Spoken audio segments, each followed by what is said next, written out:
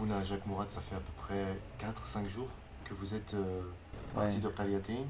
Comment est-ce que vous avez été traité durant votre captivité? J'étais pris du monastère de Marlian à Qaryatin le 21 mai par un groupe des jeunes armés euh, maquillés, comme on dit, Masqué masqués. ou foulardé? Oui. D'abord, j'ai resté 4 jours dans une montagne, comme ça, dans le désert, dans la voiture de monastère, qui ont pris aussi. Et après, avec un ami, un jeune qui était au monastère pour faire la préparation pour entrer dans l'officier. Et après 4 jours, il nous a amenés jusqu'à Raqqa, où il y a là-bas une prison. Il nous a mis dans cette prison 80, oui, 84 jours. C'était un temps difficile, surtout la première semaine. Mais moi, j'ai considéré cette période comme une retraite spirituelle parce que on n'a rien à faire que prier toute la journée.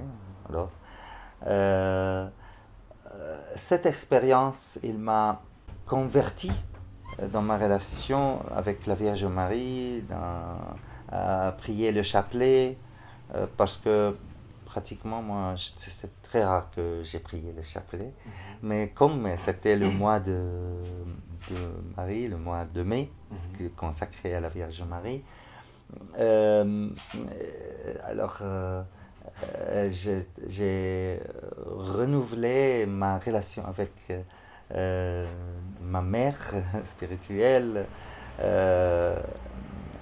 à travers cette prière. Comment est-ce qu'on tient? Comment est-ce qu'on fait pour réussir à continuer à vivre ou même à espérer vivre quand on est en captivité? La première semaine, c'était difficile. On ne peut pas exprimer comment c'est passé les premiers jours dans cette petite chambre où nous étions.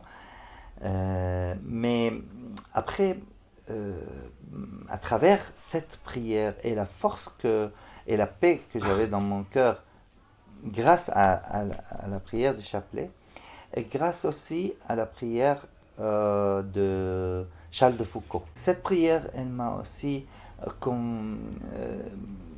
aidé à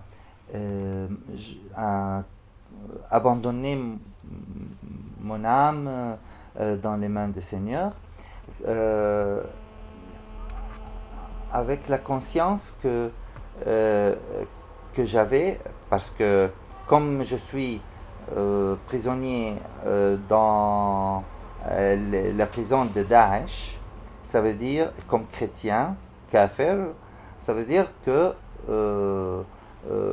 je n'ai pas le choix, ou bien je dois me convertir à l'islam, ou bien le deuxième choix, c'est couper la tête, quoi. Ouais. Alors, bien sûr, cette prière et le chapelet nous a aidé à avoir vraiment la paix dans mon cœur et la force de m'abandonner dans les mains du Seigneur et d'accepter le deuxième choix. Et je n'ai jamais, pendant tous ces 84 jours, pensé qu'un jour je serai libre. Pourquoi est-ce que chaque jour vous croyez que ça allait être le dernier? Parce que ces personnes qui entrent presque tous les jours dans la prison, ils me demandent qu'est-ce que vous êtes. Bon, je dis que je suis Nasrani chrétien. C'est le terme qui est utilisé dans le Coran. Oui. Alors, il dit tu es Nasrani, tu es kafir. Alors, ou bien tu convertis à l'islam, ou bien on va couper ta tête. Alors, Moi, je reste en silence, en paix, sans aucune réaction, parce que je m'abandonne dans les mains du Seigneur. Et j'imagine si vous êtes arrivé d'avoir peur. La première semaine, j'avais peur, j'avais honte, j'étais énervé. La première semaine, on vit tous les sentiments quoi, que les personnes dans cet état vivent. Mais après, c'est grâce tout le temps, à tous ces temps de prière, les psaumes, etc. Et je suis arrivé à entrer dans un paix qui n'a jamais, comment on dit, quitté. Qu'est-ce qu'il cherchait à vous faire dire qui puisse être un motif de condamnation? Pour eux, nous sommes kuffar. Alors, n'importe quel mot qu'on dit, ça suffit pour... Ouais. Par exemple, quand ils m'ont posé une question, le grand chef, on a trouvé dans l'église beaucoup de vin. On a cassé tous les bouteilles de vin, etc. Pourquoi vous conservez beaucoup de vin comme ça? Vous buvez du vin? Je dis, de temps en temps, pendant les occasions, on boit le vin, ou bien une autre sorte de bois. Mais ce vin, il est consacré pour la messe. C'est quoi la messe? La messe, alors, ça suffit, tais-toi, je ne veux pas écouter cette erreur, etc. Il était énervé, quoi. Et ça, donc c'était cette première semaine, vous étiez à Raqqa, c'est ça? Oui, les premiers 4 jours, nous étions dans les montagnes, près de Qaryatin. Et après, le dimanche de Pentecôte, c'était le matin du dimanche de Pentecôte, qui m'ont amené jusqu'à Raqqa. Et après, quand est-ce que vous êtes retourné? Quand est-ce qu'on vous a ramené en fait à Qaryatin? Le 11 août, un cheikh de l'Arabie Saoudite entrait dans la prison. Il m'a demandé, tu es Baba Jacques? Baba, ça veut dire père. Dans notre terme, c'est le pape. Mais eux ne savent pas, alors il dit Baba, c'est père. Je lui dis oui. Alors, allez, viens. Les chrétiens de Qaryatin, il nous a cassé la tête en parlant de toi, en demandant de toi. Bon, j'ai dit, oh. Ça veut dire, j'ai compris que je serais libre alors. Bon, j'étais étonné, comment? Je ne sais pas. Ils m'ont mis dans un van, et ce van, c'est de Qaryatin. Alors, j'étais perturbé parce que j'ai compris qu'ils ont pris Qaryatin. Mais sur la route, aussi, j'ai pensé que peut-être ils vont m'amener à Qaryatin pour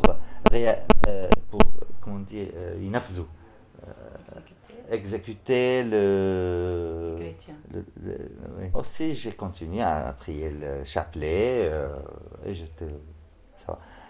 Après un voyage de 4 heures dans le désert, on a passé Palmyre. Et on est entré dans un chemin dans les montagnes. Après, on est descendu et il y a une grande porte en fer. Il a ouvert la porte et comment on dit? J'étais surpris que devant moi, il y a tous les chrétiens de Qaryatin. C'était un moment très plein de souffrance pour moi, plein de douleur. En même temps, pour eux, c'était un moment de grande joie parce que ils ne savaient rien de moi. C'était une surprise qu'ils me voient devant eux. Alors, ils ont venu pour me saluer, pour m'embrasser, etc. Et moi, j'étais plein de souffrance. J'avais une douleur incroyable. C'était difficile de voir mes paroissiens comme ça, dans cet état. Surtout qu'il y avait parmi eux des handicapés, des malades en cancer, deux personnes malades en cancer, etc., etc. C'était vraiment... Mais après, on a passé 20 jours avec eux dans cette place. Et le 1er septembre, il nous a fait sortir de cette place. Et on est retourné à Khariaten. Et il nous a dit que vous pouvez rester dans leur maison, dans votre maison, mais sans bouger hors de ville. On est retourné, moi j'étais, parce qu'ils ont pris le monastère, ils ont dominé le monastère, les deux églises, etc. Alors je n'avais pas une maison où je peux être. Mais j'avais toutes les maisons de mes paroisses. Là depuis 5 jours. Ouais. Comment vous vous êtes libéré? On vous a libéré, vous vous êtes enfui? Comment est-ce que ça s'est passé? Ça suffit de dire que je suis sorti. C'est pour la sécurité des autres chrétiens qui sont en Khariaten. Très bien. Mais l'important que je suis libre. Très bien, bien sûr. Une dernière question. Qu'est-ce que vous pourriez dire aux chrétiens en fait en Europe, notamment en France? Je demande à tous les chrétiens à l'Église de prier pour tous les chrétiens qui sont encore prisonniers, tous les chrétiens qui sont encore qui ne peuvent pas sortir de Khariaten et des autres places aussi où il y a des chrétiens qui vivent dans une difficulté. Parce que moi je crois que la prière c'est la route de salut qui sauve les gens. Il faut continuer à prier pour les évêques et les prêtres qui sont encore disparus, qui sont encore pris et qu'on ne sait rien d'eux. Surtout, je demande de prier spécialement pour mon frère, le père Paolo Dall'Olio, le jésuite, où avec lui nous avons commencé notre choix de la vie monastique à Marmoussa, qui était consacré pour le dialogue islamo-chrétien. Peut-être si le bon Dieu nous a donné de vivre cette expérience pour entrer plus dans dans notre choix de se consacrer pour le dialogue. Ouais. Et que c'est vrai que peut-être on demande aux chrétiens d'Europe de soutenir les chrétiens de la Syrie, de toute cette région, surtout les familles émigrées, mais aussi que d'aider à trouver une solution politique. Sans une solution politique pour notre problème, ça veut dire que les chrétiens ne peuvent pas rester en Syrie ou dans toute cette région d'Orient. On est dans le deuxième centenaire. Oui. Après le Première Guerre mondiale, où ils ont massacré beaucoup des Syriaques, des Arméniens, beaucoup de chrétiens de cette région.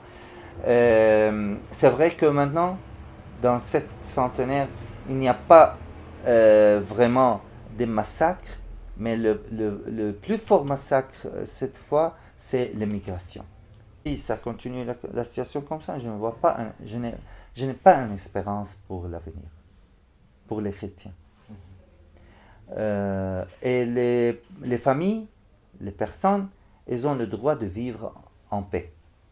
N'importe quelle personne, pas seulement les chrétiens, n'importe quelle personne, elle a le droit de vivre en paix, dans un terre, dans un état stable.